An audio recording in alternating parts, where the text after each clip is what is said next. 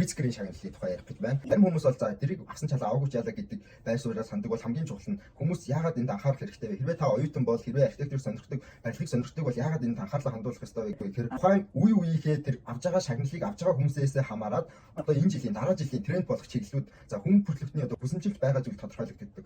Анх бол одоо тэгэл шинэ технологи одоо шилэн барилгуудаа дээрээс нь арай өөр одоо хилэмжүүдийг орчин үеийн барилга гэж юу юм бэ гэдгийг үзүүлж чадчихсан тийм хүмүүс шагнал өгч байсан бол одоо сүүлийн үед илүү одоо байгаль орчинтой ээлтэй амьдрах уу эсвэл хамтын амьдрал гэдэг юу юм бэ? Хамтын амьдрал дундаас ямар барилга ер нь зохимжтой юм бэ? Гэх зүйлүүдтэй чиглэлүүд нь тодорхойлогдоод яваад байдаг гэж ойлгож байна. Новийн шагналыг хүн болгон мэддэгтэй хүн болгон мэддэг болох юм бол барилга гэдэг зүйл маань нэг хүний амьдралыг зүгээр л нэг дээвэртэй багантай ийм зүйлийг барилга гэдэг биш. Таны ирээдүйн амьдрал, таны хүүхдийг одоо та яг ямар сургууль хүүхдээ явуулж байгаагаас чинь хамаараа тэр хүүхдийн чинь амьдрал тэр нэг барилгаас хамаараа 100,000 хүний одоо амьдрал дээрээс нь хэдэн зуун жилийн одоо тэр улсынхыг нь авч явах хүмүүсийн амьдрал шийдэгдэж байгаа гэдгийг та бүхэн бодох юм бол энэ тантай огт